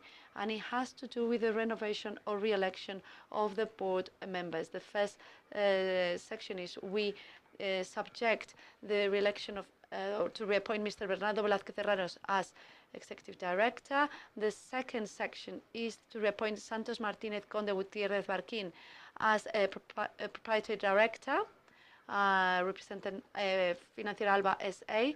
The third one that is subjected to approval is the appointment by co-option or ratification, sorry, of Mr. Carlos Ortega Arias Pez as a member of Acerinox, as a proprietary director, representing also the Corporación Financiera Alba S.A. If we go to the 8th item on the agenda, we subject the reappointment of the auditor of the financial statements for both Acerinox and its consolidated group for the 2022. 9th item of the agenda that is subject to the AGM is the reduction of the share capital by 2,705,462 euros through the redemption of 10,821,848 of its own shares, treasury shares, that are currently in the treasury shares, as I said. And the consequences, we also have to change Article 5 of the Articles of Association to talk about that change. The item 10 is the approval of the company's of the authorization to company's board of directors for the acquisition of treasury shares for a period of 2 years, up to 10% of the subscribed capital. And we include here the acquisition of up to 446,906 shares that will go to a multi-annual remuneration plan or long-term incentive plan for Acerinox Group, and also 352,684 shares that will be devoted to pay the third cycle of the second multi-annual remuneration plan established for the executive directors and senior management personnel of Acerinox Group. This can be done, Acerinox SA can do it by itself through any of the shares of its group. Agenda is the advisory vote on the annual report on remuneration of directors of Acerinox S.A. correspondent to the year ended on the 31st of December 2021. The 12th item on the agenda is the approval, where appropriate, of the director's remuneration policy for its entry into force from the date of approval and for the following 3 years in accordance to what's established in the corporate law. The 13th item is also divided into several sections. We will try to summarize. Is the changing of the regulation for the general shareholders meetings. Here we have the first section by which we modify Article 1, which is the objective of this regulation. Also Article 3, changing the type of general shareholders sections. Section 5, available information from the notice of call. Section 4, to change to amend Article 5b, the right to information of shareholders. 5th section on Article 6, right of attendance. Section 6, by which we change Article 7, right of representation, distance voting, and voting by brokerage houses. And this article also will have a change in name. Section 7, the GSM has to amend Article 11 on the development of the general meeting. And the 8th section is intended to change Article 12, attendance at the general shareholders meeting via telematic means. And Section 9, to change Article 13 on the minutes of the general meeting. And with this, we would conclude the 13th point. Now moving on to the 14th item. This is much simpler.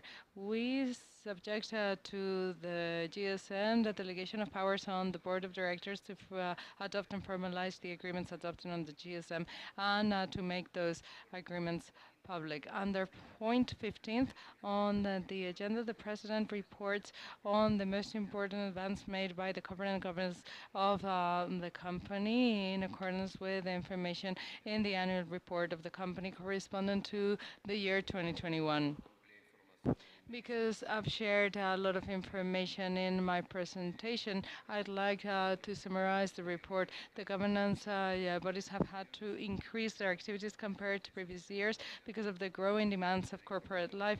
In the annual report on corporate governance, you will see the different meetings held by the different committees. We've had active participation by directors at the meetings, and we've had top managers attend those meetings. In the current year, especially in the board of directors held on the 9th of May, we created the position of coordinating board members so that we can improve the corporate functioning of the company. We have 33.33% women at the board, but we have the philosophy and the intention to reach 40%. In the year 2021, there have been changes approved on the regulation and proposals made to change the regulation on the GSM and the articles of association, which are subjected to the approval of this GSM. And we would like to highlight the changes that will allow the company to have GSMs held exclusively in a telematic fashion. Also, a protocol to abide by the changes proposed in accordance with the corporate law. And this protocol establishes a new approval regime for this type of operations according to law. We must also mentioned that the good practices of the Serna Group in corporate governance has allowed for the main key advisors to vote in favor of the different items in the agenda of this GSM. We have also made a great effort to follow the recommendations included in the Good Governance Code.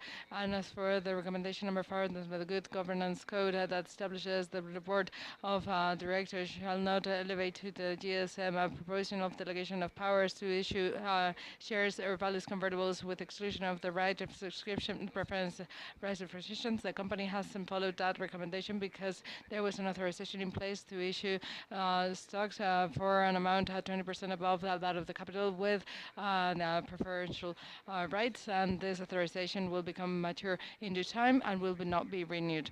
As for recommendation number 48 of the Good Governance Code that establishes that companies of high capitalization have a commission of appointments and remunerations which are separate, we do not consider that in our company makes sense to go in that direction. Finally, with regards to recommendation 62 of the Good Governance Code in the retention periods of shares delegated on the CEO, it's 1 year and not 3. The company has opted for the 3 years for 1 year so that we can have a better balance, but we are not really now increasing this to 3 years once the share action and the share plan concludes. Thank you very much, Mr. President, for this comments made on the 15th point. It's an information point, and so it's not subject to voting. On the 16th item of the agenda, the President will report on the more significant progress made in terms of sustainability and climate change, pursuant to the information provided in the consolidated statement of non-financial information for 2021. I'd also like to be brief because I think that the CEO and myself have both gone over all sustainability issues, but I'd like to once again restate the progress made, and I'd like to summarize. In the last year, several sustainability policies were approved, in particular that for sustainability, promotion and selection, health at work, sustainable commercialization, equality and inclusion, human rights, climate change, and responsible procurement. These policies have as a goal to have in place all the governance rules in the place and to renew the commitment that Acerinox has with all the subject matters.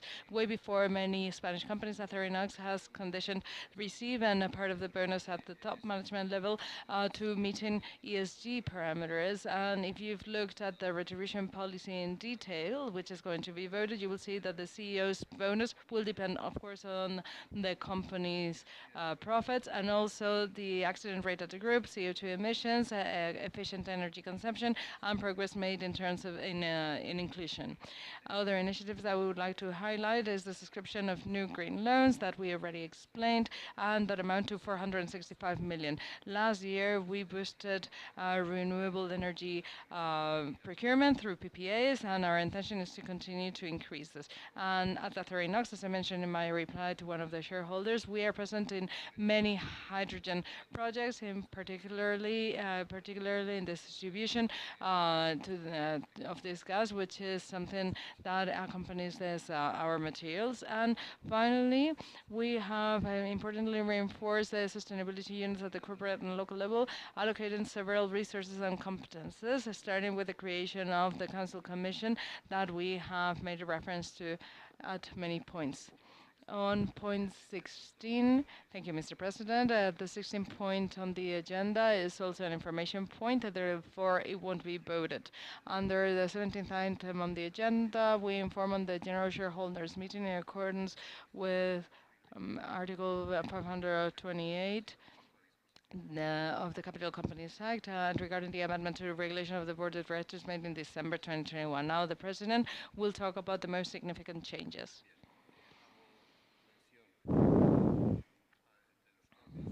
I just make a reference to the changes because it's important to inform the GSM. The most important change is that has to do with the binding operations after the changes implemented by the Law 5/2021 of the 12th of April. In the last quarter of the last year, the internal services of the company, with the support of the audit committee, studied the subject matter, and the result is the protocol of binding operations and changes on the regulations of the board. Given that some subject matters were very much intertwined, it seemed convenient to draft again Article 28 and the regime on conflict of interest, which is something closely linked to the subject matter, which can now be found on Articles 22 and 23. Because both matters are under the scope of the audit committee, the regulation of competences of these have been subject to several adjustments, and naturally every time standard is reviewed by lawyers, minor issues arise, and these have been corrected. Thank you, Mr. President. Point 17 is also an information point, therefore it will not be voted. After having read the summary of the proposals for agreement, I declare finished the voting period for the proposals made and included in the agenda, and we would invite you to watch a video so that we can make the voting process easier. Connected.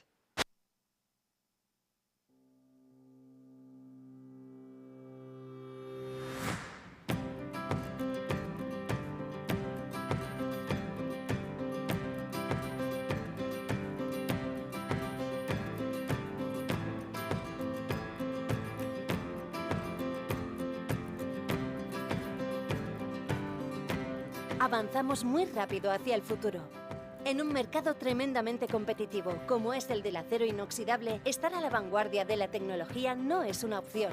La adopción de nuevas tecnologías con el propósito de una mejora continua siempre ha estado muy presente en el ADN de Acerinox. Estas tecnologías son los habilitadores de lo que hoy en día se conoce como digitalización. Acerinox ha apostado por la digitalización como un pilar importante en el plan estratégico de la compañía. Esta apuesta supone un hecho diferencial respecto a nuestros competidores.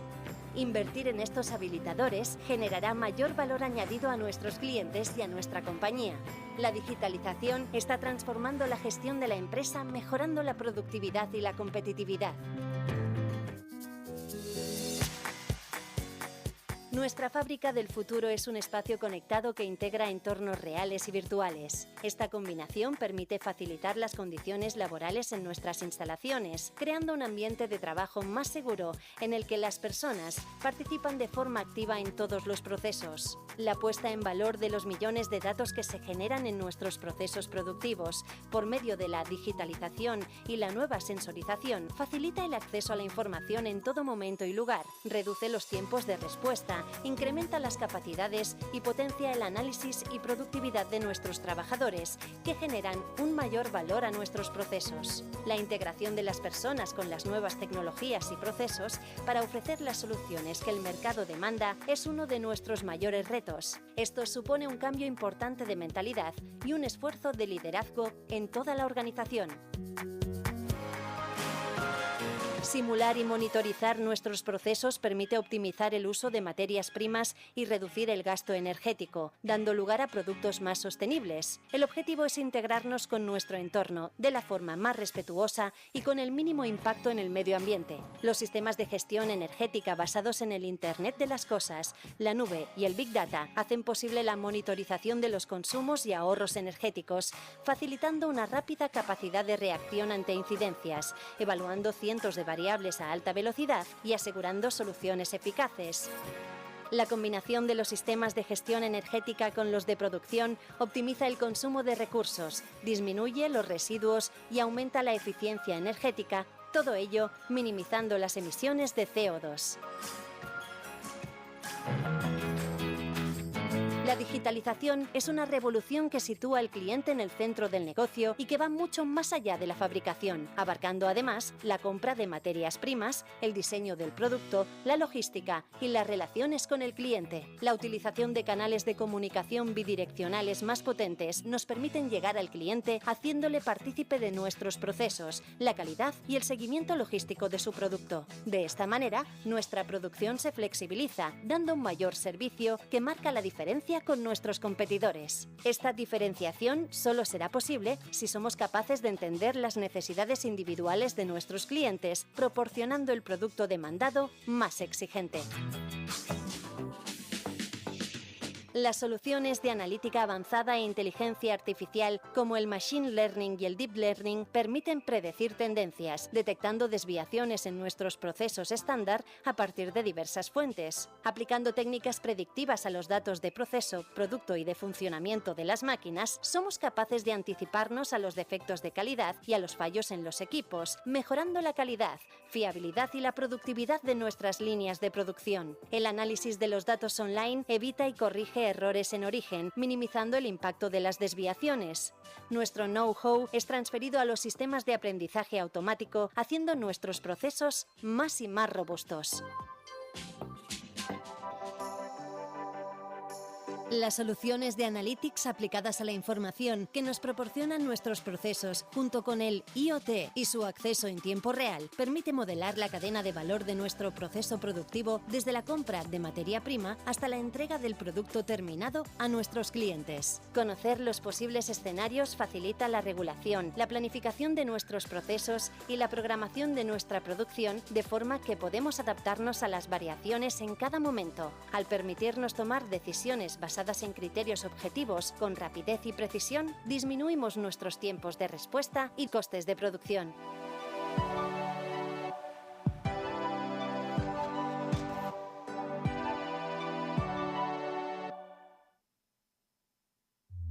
Muchas gracias. A continuación y finalizado ya el recuento de los votos. After having counted the votes, I'd like to give the floor again to the Secretary. Thank you, Mr. President. Given that the board has been adequately constituted on the second calling with an attendance quorum exceeding 50%, it would be enough with the agreement proposals to be approved by simple majority with the votes of the shareholders present or represented at the meeting, except for agreement proposals on point 9 on capital reduction, amortization of our own shares, and 6 relative to the changes of the articles of association that require an approval by absolute majority, except for section 4 of item 6 on the agenda that refers to Article 17b of the Articles of Association.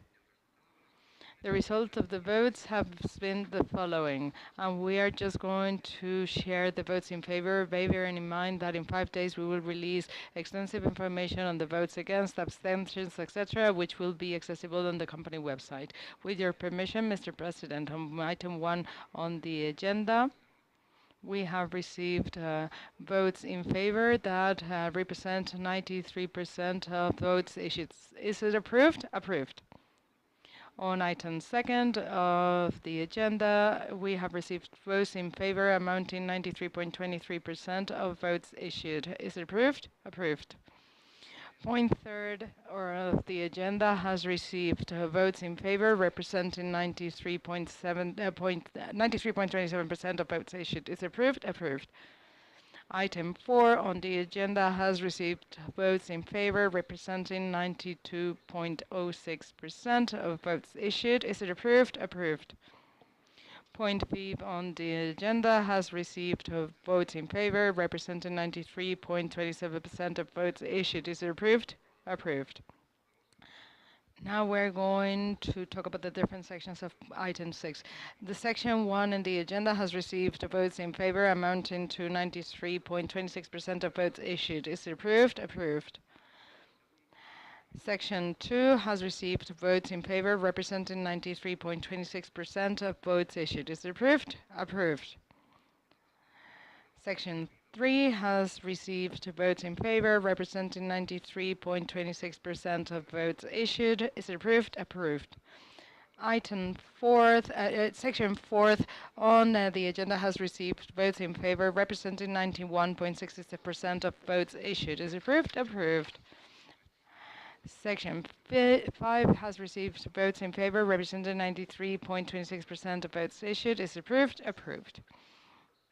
Section 6 in the agenda has received votes in favor representing 93.25% of votes issued. Is approved? Approved. Section 7 in the agenda has received votes in favor representing 93.26% of votes issued. Is approved? Approved. Section 8 in the agenda has received votes in favor representing 93.03% of votes issued. Is approved? Approved. Section 9 has received votes in favor representing 93.26% of votes issued. Approved. Section 10 has received votes in favor representing 93.26% of votes issued. Is approved? Approved.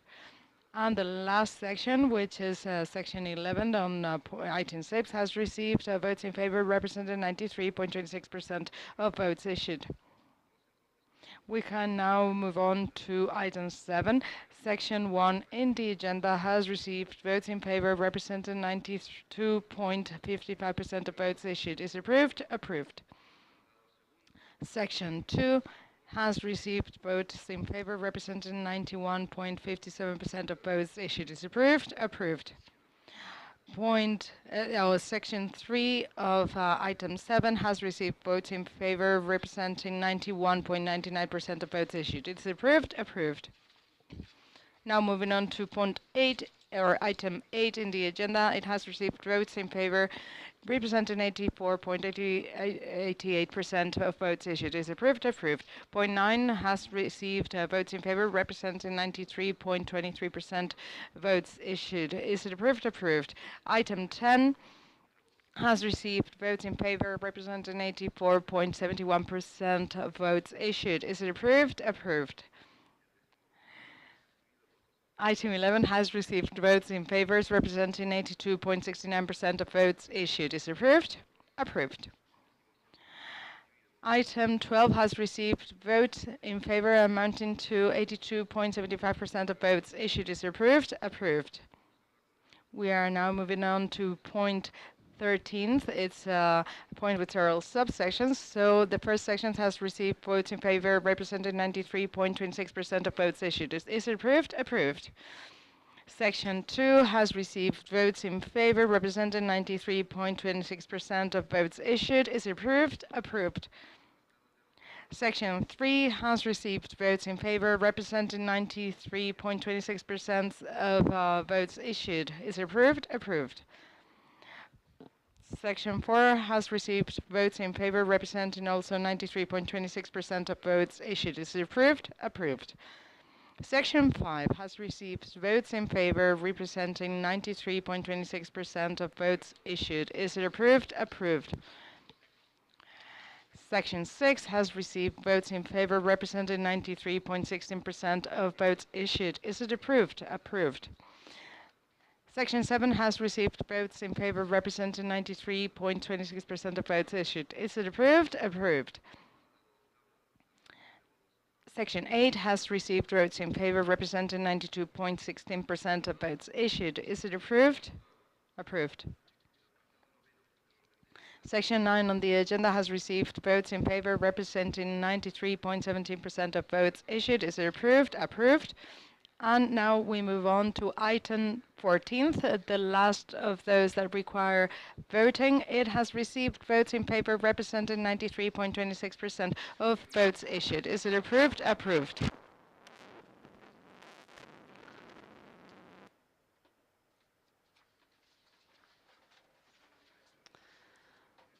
According to the presiding table, in agreement with the votes issued and counted, we inform the shareholders that we have reached the number of favorable votes needed for the approval of all the resolutions regarding the different items of the agenda were subject to vote in this AGM.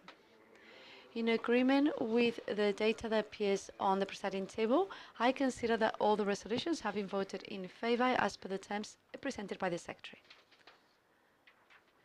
Detailed information on the specific number of votes in favor, against and abstentions that took place regarding all the items of the agenda we will publish, as we said before, on the corporate website, the Acerinox website. We will publish all the data over the next 5 days in agreement with Article 525 of the Law on Corporations, and we will include the minutes that were taken by the public notary, that will take into consideration the minutes of the presiding table and the agreements that have been executed.